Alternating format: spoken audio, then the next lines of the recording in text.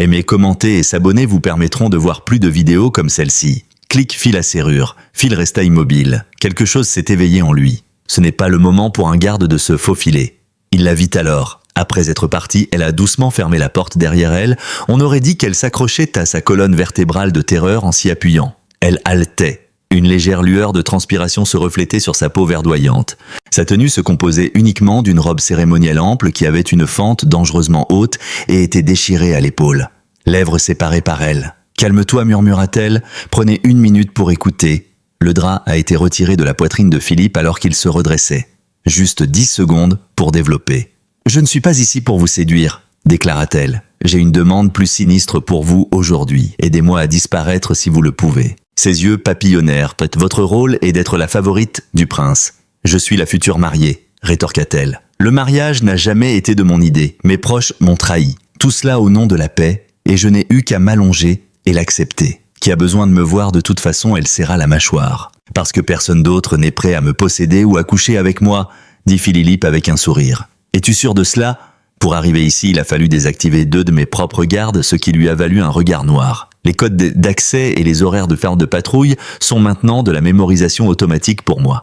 Même la famille royale a oublié les tunnels sous le palais, mais moi je les connais. Pourtant, je pourrais avoir besoin d'aide. J'ai besoin de toi. « Et quel est ton oncle ?» demanda-t-il. « Très bien, Célica, » dit-il, en balançant ses jambes au-dessus du lit, tout en tenant le pistolet. « Dis-moi où nous allons. » Son visage trahissait son soulagement trop rapide pour être dissimulé. Sous la maison de bain principale, il y a une trappe d'accès. Nous pouvons utiliser la cage d'ascenseur qui mène au tunnel de service. Elle s'est approchée de la fenêtre, a tiré le rideau pour le fermer, puis s'est retournée pour faire face à Philippe. « Si nous nous faisons attraper, tu peux leur dire que je t'ai forcé, que je t'ai séduit, que tu n'étais qu'un homme. » Philippe a sorti une chemise noire de derrière une chaise et l'a enfilée sur ses épaules. « Tu ferais mieux d'avoir raison sur les codes. » Elle a continué s'approchant de la fenêtre. Alors qu'il la contournait silencieusement, Philippe rengaina le pistolet et continua à traverser la pièce pour déverrouiller l'armoire. « Tu es différent », remarqua-t-elle, et il se tourna vers elle. « Tu devrais te soucier moins de ce que je suis et plus de savoir si je t'aiderai encore après le premier point de contrôle. » Après cela, elle le regarda attentivement alors qu'il s'assurait que tout ce qu'il disait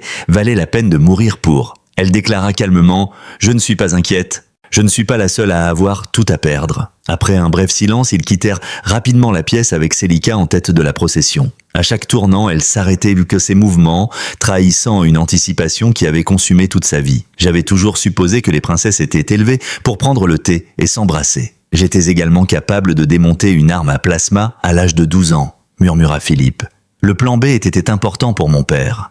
Es-tu son bouc émissaire ? Célica s'est agenouillée et a soulevé le coin d'un panneau de sol derrière une belle plante alors qu'il s'arrêtait au bout d'un long couloir bordé de carreaux de mosaïque et de bandes murales faiblement illuminées. Sa voix était sèche comme un os ressemblant davantage à du collatéral. Philippe s'est agenouillé à ses côtés alors qu'elle tapotait quelque chose et ils ont grogné pour le libérer.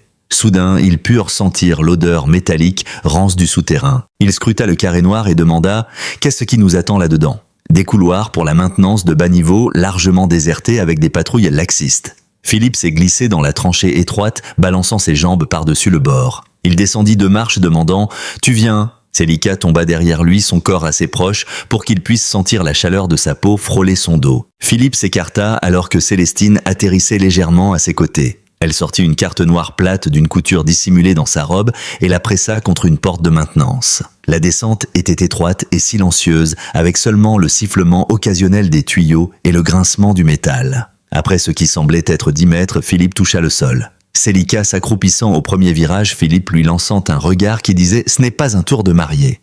Ils avancèrent rapidement et la serrure bourdonna et refusa. Elle murmura une exclamation avant de tirer un petit fil du même endroit et de le coincer dans un panneau en dessous. Un éclat de lumière verte clignota et la porte s'ouvrit. Elle chuchota qu'il y avait un point de contrôle devant et qu'il y avait un sentinelle. Célica a dit qu'il pouvait l'attraper, mais Philippe a jeté un coup d'œil autour du coin et a vu que le sentinelle était bien éveillé. « Non, tais-toi, laisse-moi m'en occuper », dit Philippe se déplaçant avec précision alors qu'il plaçait une main sur la bouche du sentinelle et l'autre sur son cou faisant geler l'homme. « Ne crie pas !» murmura Philippe. « Ne cligne même pas des yeux de travers. » Les yeux de l'homme se tournèrent vers Célica qui se matérialisa à côté d'eux comme de la fumée. « Salut !» dit-elle doucement avant de frapper son tempe avec le pommeau d'un outil plasma. Il s'effondra comme une pierre. Philippe laissa échapper un soupir haletant. « Nous ne sommes plus dans le script. Elle s'est agenouillée et a traîné le cadavre dans une crevasse derrière la cloison. « Alors nous en écrivons un nouveau », dirent-ils en continuant leur chemin. Les tunnels en dessous étaient plus sombres et les murs avaient des graffitis effacés qui appartenaient peut-être à d'anciens travailleurs, à des révoltes oubliées depuis longtemps ou peut-être à des ingénieurs de la planche. « Où cela mène-t-il » se demandait-il. « Où cela mène-t-il » dit-il. « À la salle de cryogénie » répondit-elle.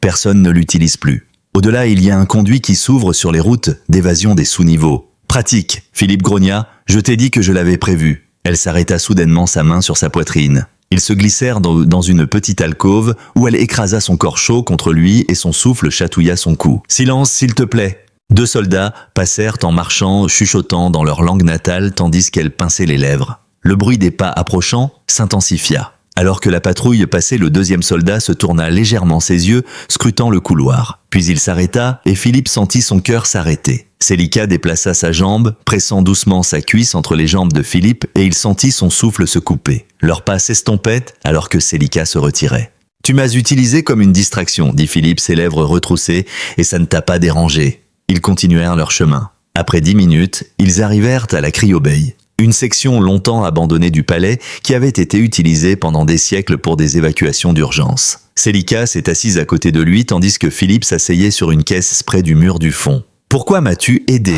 Célika demanda. Philippe ne répondit pas immédiatement, mais ensuite elle l'observa parce qu'elle détestait être utilisée et il avait l'air de quelqu'un qui avait été utilisé assez longtemps. « Nous allons nous reposer ici », dit-elle. Le prochain passage avait un piège de surveillance. « Je dois le réinitialiser ?» Elle a ri doucement mais amèrement. « Alors tu ne m'as pas vraiment rencontré ?» dit-elle se levant en un instant alors qu'une alarme retentissait dans le tunnel. Quelqu'un a déclenché le prochain point de contrôle. Avant qu'il puisse répondre, elle se leva à nouveau. « Tu aurais pu me me dénoncer. Je pourrais encore le faire. Alors pourquoi ne l'as-tu pas fait ?» demanda-t-elle, sa voix remplie de frustration. « Le temps presse, » dit Philippe, sa main tâtonnant avec son revolver. Ils furent consumés par une explosion de plasma. Avec un éclat de chaos, le tunnel prit vie. Un coup d'œil mais assez chaud pour brûler une seconde balle le frappa sur le côté. Il s'effondra en gémissant au sol. Son nom, Célika cria. À ce moment-là, son ton devint vicieux. Avant que le prochain coup ne puisse être tiré, elle avait déjà sauté sur le policier. Son cou, son genou et le côté de sa tête furent tous frappés par son arme. Alors qu'il tombait, Philippe gémit et se tenait le côté. « Ça va » murmura-t-il. Les mains tremblantes, Célika s'agenouilla à ses côtés. « Tu vas survivre, mais nous devons arrêter le saignement et ce n'est pas profond. » Il parla les dents serrées exprimant son désir de le faire avant de s'évanouir. Déchirant un morceau de tissu, elle ouvrit sa manche. « Reste là » ordonna-t-elle. Elle le pressa sur la plaie et dit « Je ne vais nulle part ». Une tache écarlate apparut sur ses doigts. Avec lui dans ses bras, Célika le guida vers la chambre cryogénique désaffectée. Pour activer le déverrouillage manuel, elle appuya fermement sur le levier de verrouillage. Derrière eux, les sirènes diminuèrent progressivement en volume. Philippe s'appuya contre le mur. Il dégoulinait de sang. Célika ne perdit pas de temps. Elle posa son épée, s'approcha de lui et plaça à nouveau sa paume sur son flanc, cette fois en couvrant la plaie avec un morceau de sa robe. « Retourne-toi » dit-elle. Soudain, l'angoisse s'intensifia. Le dos contre l'acier glacé, il se laissa tomber au sol entre 2 cryopodes usés. À ses côtés, elle s'agenouilla. « Tu as de la chance » murmura-t-elle. « 1 centimètre de plus et tu aurais un trou dans la colonne vertébrale. »« Chance est un mot pour ça » gémit Philippe. Avec ses genoux fermement placés de chaque côté de ses hanches, Célika le chevaucha sans hésitation. En disant « Je ne peux pas atteindre la plaie comme ça ». Elle continua. Elle plongea son regard dans ses yeux avec intensité en parlant, ses mains glissant sur sa chemise, leurs doigts doux sur lui. « Je ne t'en empêche pas » déclara-t-il. Son tirage vers le haut révéla son torse musclé et tendu avec du sang coulant sur un côté. Même si son visage restait impassible, il pouvait sentir que sa respiration avait changé. Personne d'autre ne le ressentait aussi intensément que lui. Célika posa ses doigts sur l'incision et il pressa fermement le tissu. Serrant la mâchoire, Philippe laissa échapper un sifflement. « Reste immobile » l'admonesta-t-elle. « Tu saignes. »« Ce n'est pas moi qui bouge dans mon siège » remarqua-t-elle d'un ton froid. « Tu te tortilles » répondit-il. Sa respiration et le déchirement progressif de la toile déjà ruinée de sa robe brisèrent le silence dense entre eux. En atteignant la pochette de fourniture sur sa cuisse, elle se pencha plus près. Il prit une respiration soudaine et inconsciente lorsque sa poitrine toucha sa chair exposée. « Concentre-toi » dit-elle. « Juste, j'essaie » s'exclama-t-il. Elle plongea dans son sac et plaça un petit gel injecteur argenté sur son flanc. Ses doigts se recroquevillèrent contre le sol glacé alors que le sifflement du scellant le picotait. Elle le stabilisa. « Tu vas continuer à bouger même si tu vas avoir des bleus comme l'enfer », avertit-elle. Sa peau verte brillait quelque peu sous les lumières d'urgence alors qu'il la regardait, assise sur lui, les genoux fermement contre sa taille. Son nom était Clé, proclama-t-il. Elle haleta. « Tu as tout planifié code tunnel sortie, mais tu n'as pas prévu quoi faire si je me faisais toucher. »« Je n'ai pas prévu de me soucier de toi, » répondit-elle sans parler. Après cela, il tendit la main et toucha doucement son visage. Rugueux contre la chair soyeuse et verdoyante, ses doigts traçaient un chemin le long de sa mâchoire. Il finit par prendre la parole. « Tu ne fais pas que fuir, n'est-ce pas ?» Elle pressa ses paumes à plat sur sa poitrine. Son menton s'inclina alors qu'elle pressait ses lèvres contre les siennes. Lorsque leurs lèvres se rencontrèrent, elle murmura « J'en ai fini d'être possédé ». Il n'y avait ni soin ni délicatesse dans son baiser. Comme un automate, Philippe l'attira plus près, ses mains soutenant l'arc de ses hanches et ses doigts pénétrant sa colonne vertébrale. Elle gémit lorsque ses lèvres rencontrèrent les siennes. Tout son être se tendit à ce son. Avec une rapidité fulgurante et une précision chirurgicale, il la renversa sous son poids, la piégeant entre lui et le sol glacé. Son regard se leva vers lui alors qu'elle s'enfonçait contre lui, ses jambes se repliant autour de sa taille. « Crois-tu vraiment que tu as l'avantage à ce stade ?» chuchota-t-elle. Alors qu'il touchait doucement sa clavicule avec ses lèvres, il dit « Je n'ai pas besoin de l'être. Je désire simplement vivre cela. » chuchota-t-elle en criant de douleur alors qu'il mordillait délicatement puis poussait vers le haut, pressant fermement son corps contre le sien. Leurs actions devenaient de plus en plus agitées alors qu'ils exploraient, se heurtaient et s'appropriaient avec leurs mains et leurs bouches. Ils s'étaient peut-être perdu dans la chaleur, mais la menace extérieure était toujours là, prête à exploser à tout moment. Sur le mur lointain, une lumière rouge clignotait pour indiquer la détection de mouvement. Juste au moment où il était sur le point de s'évanouir, Philippe se retira. Elle mentionna qu'il cherchait toujours. Avec un cœur lourd et un recentrage sur la survie, Philippe se détourna d'elle. Toujours en feu, Célica se leva et dit « Nous devons bouger ». Sa voix était de nouveau glaciale. « Tu penses que je suis le genre à me laisser abandonner ?» fit-il en reprenant le contrôle de son arme tout en attrapant sa chemise, la baissant délicatement sur les bandages imbibés de sang. « Je ne te laisserai pas derrière » déclara-t-elle en se levant. Elle le regarda et lui dit « C'est pour ça que je t'ai choisi ». Puis elle recommença à avancer et Philippe la suivit. Ils marchèrent silencieusement à travers le conduit avec Célica en tête et Philippe à l'arrière tenant son côté blessé avec une main. Alors qu'ils approchaient de la fin du tunnel, ils durent se baisser car l'espace se rétrécissait. Célica s'arrêta à une trappe et se tourna. « Derrière ça, il y a un conduit de tempête », chuchota-t-elle, nous conduisant à la descente verticale. De là, nous atteignons les chambres de service inférieures. Philippe hocha la tête demandant combien de mètres jusqu'à la chambre. Elle dit 15 mètres, mais les conduits sont étroits. À quel point sont-ils étroits ? Philippe demanda, son expression trahissant un sourire en coin. Tu tiendras à peine. Elle se glissa la première, son corps glissant à travers l'étroit passage avec une étonnante aisance. Alors qu'il descendait dans la chambre, il les suivait en boitant ses côtes, lui faisant mal à chaque pas. C'était comme s'il était tombé dans un coffre-fort scellé. La pièce avait autrefois servi de refuge royal, mais n'avait pas été utilisée depuis des années en raison de la peur du palais des rébellions dans les provinces extérieures. Alors que la douleur dans le flanc de Philippe s'intensifiait, il s'agenouilla sur le sol grimaçant. Célica ne perdit pas de temps à localiser un cabinet, à récupérer une vieille trousse de secours et à en briser le seau. « Allonge-toi », ordonna-t-elle. Philippe hésita, pensant « Cela me semble familier ». Célica le regarda et dit « Ne te fais pas d'illusions ». Sur ce, il glissa sur le dos. Sans perdre une seconde, Célica glissa à côté de lui et se remit à califourchon sur lui. Ses doigts se déplacèrent rapidement pour enlever le bandage humide et tirer sur sa chemise. « Quand l'admettras-tu » Que voulait-il dire par « admettre » Ce n'est pas simplement une question de rester en vie, n'est-ce pas ? Elle croisa son regard avant de sortir un peu plus de scellant du sac médical. « Tu es arrogant ?»« Je ne souris que quand j'ai raison », dit-il en sifflant. Elle pressa l'applicateur contre sa plaie et murmura « Ne bouge pas. Tu dis ça souvent parce que tu n'écoutes pas. » Se penchant sur lui, elle plaça sa main à côté de sa tête et il pouvait la sentir. « Je ne me laisse pas distraire, » dit-elle. Puis il murmura « Moi je le fais ?» Et leurs lèvres se rencontrèrent à nouveau. Cette fois, il n'y avait pas de retenue, pas de pause. Son baiser était sauvage. Elle déplaça ses hanches, s'enfonçant en lui et ses mains parcoururent ses côtés, les doigts se heurtant à ses courbes. Il se redressa l'entraînant avec lui. Elle l'embrassa, l'entraînant de nouveau sur le vieux lit de camp derrière eux.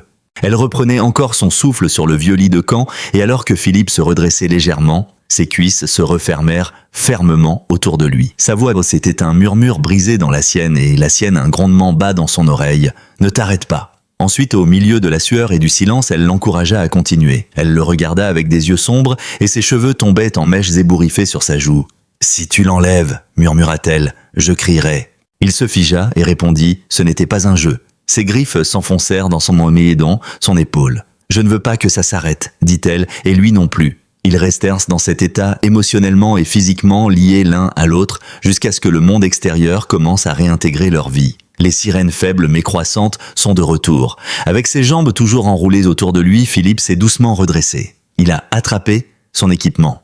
Cette fois, elle le laissa passer sans entrave. À travers la cheminée verticale, ils suivent le mouvement. Elle a finalement pris la parole, disant « Nous avons 5 minutes, peut-être moins. » Après que Philippe ait fini de s'habiller, il a plongé la main dans la caisse et lui a tendu une arme. « Nous allons conclure cela alors. » Le prenant, elle passa ses doigts sur les siens. « Nous ne nous séparons pas, dit-il, quoi qu'il arrive. » Oui, elle a effectivement hoché la tête. « Si nous tombons, en tant qu'unité. » Et il a souri, assez tendre.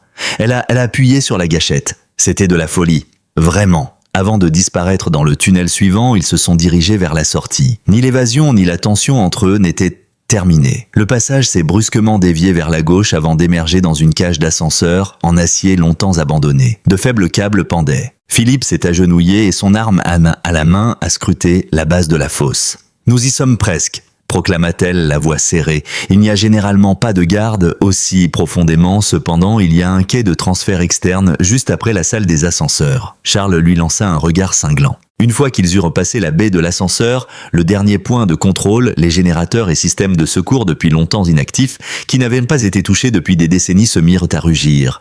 Le sas extérieur menant au quai de transfert s'ouvrit avec un sifflement, puis ils s'arrêtèrent. Le prince Câlin se tenait entre 3 gardes et semblait immobile sans expression. Revêtu de noir cérémoniel, sa peau verte brillait d'un éclat de polissage impeccable. Philippe méprisait l'homme au premier regard. Il était clairement né pour être un leader. « Tu ne m'as pas déçu », dit Câlin calmement. « J'ai toujours soupçonné que tu tenterais quelque chose de stupide. » L'arme de Célika était levée mais elle n'a pas tiré. C'était le combat de Célika. Le visage de Câline se contracta légèrement et Célika sourit. Philippe ne dit rien, son pistolet stable est pointé sur la poitrine du prince mais il attendait. Elle a dit que fuir loin de lui était insensé. Trahir ta famille et ta planète et ton titre était insensé. Donner mon corps à un homme comme toi était de l'esclavage. « Tu aurais dû accepter ta place », dit Câline en faisant référence à son rôle de reine et de mère de ma lignée. Célika rétorqua en disant « Tu veux une reine qui s'agenouille. Je veux un partenaire qui ne recule pas quand je mords. » Avec des pas lents et délibérés, Célika s'approcha enfin de Câlin à 3 pas. « J'ai feint l'obéissance pendant des années. J'ai joué le rôle. » Elle sourit au conseil de Câlin. Câlin s'est jeté sur elle, les poings serrés. Elle a refusé de reculer, disant « Tu n'as jamais été à la hauteur, tu n'étais pas assez fort, pas assez sauvage, pas assez homme. » La nuit dernière, ses lèvres se sont retroussées, les yeux de Câline se sont assombris, et Célika n'a pas cligné des yeux. J'ai crié si fort que je suis surpris qu'il n'y ait pas eu de rupture diplomatique. Le prince a été pris en plein élan par Philippe qui l'a rapidement repoussé contre la cloison. Câline poussa un rugissement et donna un coup de coude à Philippe dans le ventre, le faisant tomber. Les gardes dégainèrent leurs armes tandis que Célika se mettait à couvert et tirait.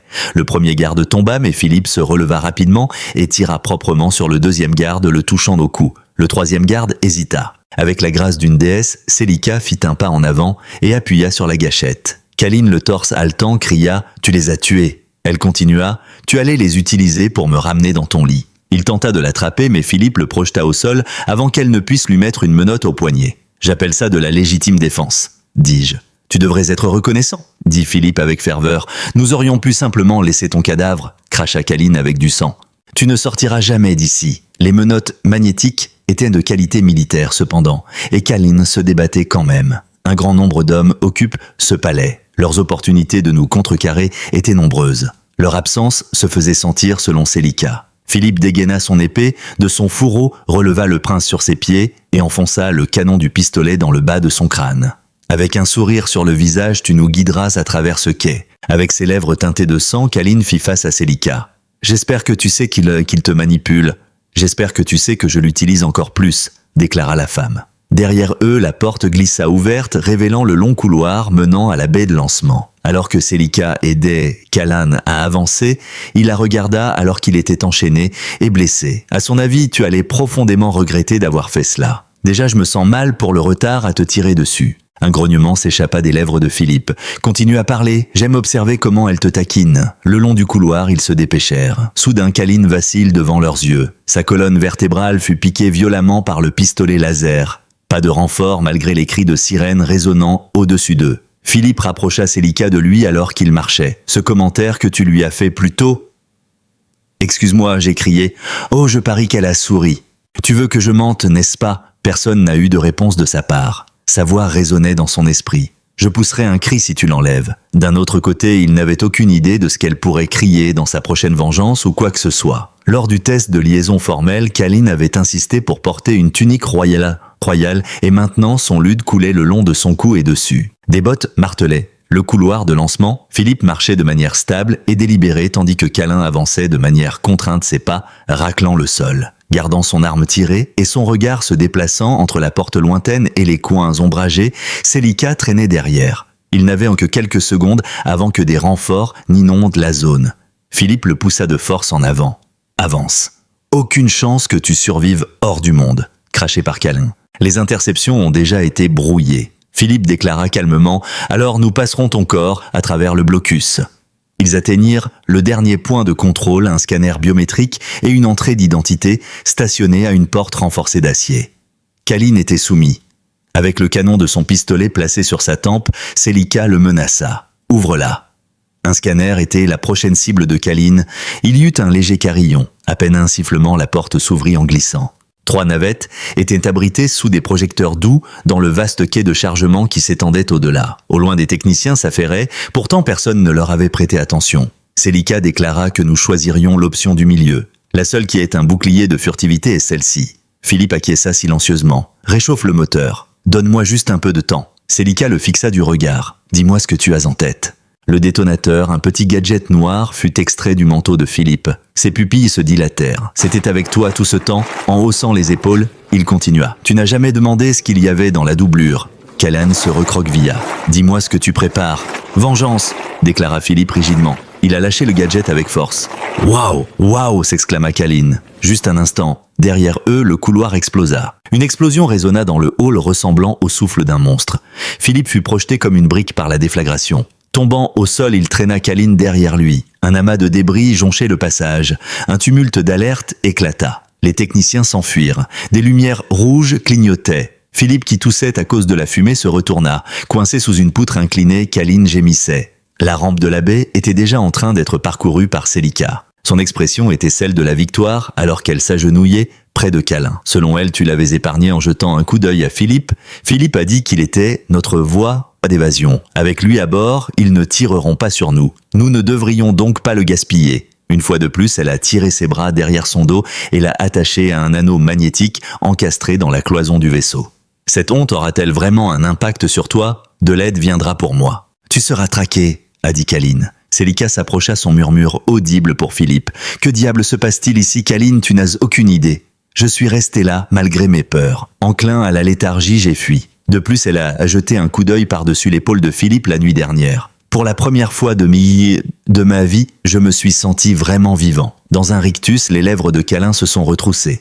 Philippe s'est installé dans le siège du pilote après avoir scellé la trappe de la navette. Elle a synchronisé leur itinéraire, ses doigts effleurant son bras sur l'interface de contrôle qui était familière et standardisée sur la plupart des appareils. Les portes du hangar seront scellées dans 3 minutes, nous a-t-elle averti. Une suffira. Rugir. Vrombirent les moteurs. Les portes d'explosion s'ouvrirent en temps grand. Soudain, Philippe attela la navette à l'écluse et appuya à fond sur les manettes des gaz. Ils furent violemment plaqués contre leur siège par l'accélération.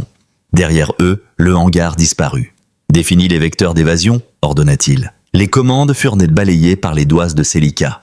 Détermination du cap survol atmosphérique tracé de l'entrée dans la turbulence pour masquer la trace, pensa-t-il. À ce moment-là, Callan ne pouvait rien faire d'autre que de s'asseoir et d'observer avec ses yeux ardents. Celica tourna son attention vers l'avenir. En disant « Nous l'avons fait », elle continua. « Non », affirma fermement Philippe. « Nous le faisons ». Son expression changea pour celle d'une dame dont la nouvelle indépendance la rendait impériale. La navette trembla de peur alors qu'elle descendait dans la stratosphère inférieure de Nirvalon. Par éclat de fusion, une fine brume de poussière d'air passa devant le verre du cockpit. « Nous approchons de la limite de leur périmètre de suivi », fit-elle remarquer. Sans fléchir, Philippe dit « Encore 30 secondes et leurs batteries principales seront verrouillées ». Les commandes restèrent fermement entre ses mains. Une voix mécanique profonde siffla à travers le système de communication de la navette dès que le signal de proximité retentit. « C'est pourquoi nous l'avons amené. Ce vaisseau inconnu, vous entrez maintenant dans un espace aérien restreint. Préparez-vous à l'escorte en coupant les moteurs. » Kalin bondit avec plus de force. Philippe tourna son bras pour activer le commutateur de la communication. Philip Chase, ici l'envoyé diplomatique de la Terre. Le prince Kalin est maintenant en notre possession. Oui, il est toujours en vie. En ce moment, il est coopératif. Il appuya sur un bouton. Une image complète du prince fut montrée par la caméra arrière qui avait été activée dans le cockpit. Avec rien d'autre que de la haine dans leurs yeux, ils étaient enchaînés, bâillonnés et ensanglantés. Celica se pencha et toucha doucement l'épaule de Philippe en parlant d'un ton incisif. « Rappelle à tes batteries de faire une pause. Éteins ton air en tirant sur nous. Ensuite, diffusez à nouveau. Éteins toutes les sources d'énergie. Commence le verrouillage visuel mais ne tire pas encore. Selon elle, cela nous permettra de contourner les batteries. Cependant, les patrouilles en orbite supérieure sont le véritable problème. Ce n'est pas le palais qui les contrôle. Leur allégeance est envers son père. » Philippe parla d'un ton apaisant. « Par conséquent, nous garderons Kalin à un endroit visible. » Afin d'éviter les soupçons sans entraver le vecteur d'évasion, il inclina doucement la navette dans une montée plus lente. Le résultat était le même, peu importe le point de contrôle qu'ils approchaient ou la patrouille qui scannait la navette. L'écran affiche le visage meurtri de Kalin en détail net avec son insigne royal flottant faiblement sous les poignets. Et à chaque fois le feu vert était donné. C'était brutal. Il y avait des progrès. Celica se recula dans sa chaise et esquissa un petit sourire. « Cela devient plus facile pour toi. Il ne m'a pas fallu longtemps, pas pour m'adapter. » Elle le fixa. « Elle t'a dit que tu n'étais pas obligé de me rejoindre, seulement jusqu'au premier couloir. » Sa réponse impassible était qu'il ne pensait pas qu'elle avait besoin de l'embrasser. Un sourire se dessina sur son visage. « Très bien. » Derrière eux, Kalin émit un grondement sourd et faible. Tous deux détournèrent leurs regards pour le rencontrer. Philippe tira calmement et délibérément son arme de poing. Il retourna vers le prince et dans un effort pour faire ouvrir la bouche au salaud, il lui enleva le bâillon. Alors que Kalin frappait le sol avec sa toux, il cracha du sang. « Penses-tu que cela la sauvera ?» Pendant un instant, Philippe resta figé. En faisant cela, elle s'est sauvée elle-même. C'était simplement moi qui entravais le processus. Elle n'est plus reine.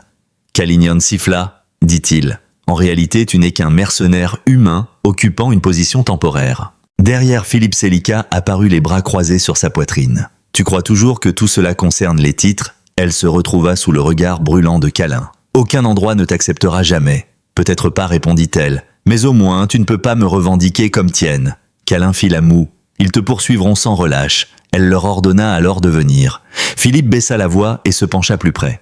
Je ne te retiens pas captive. C'est un appât.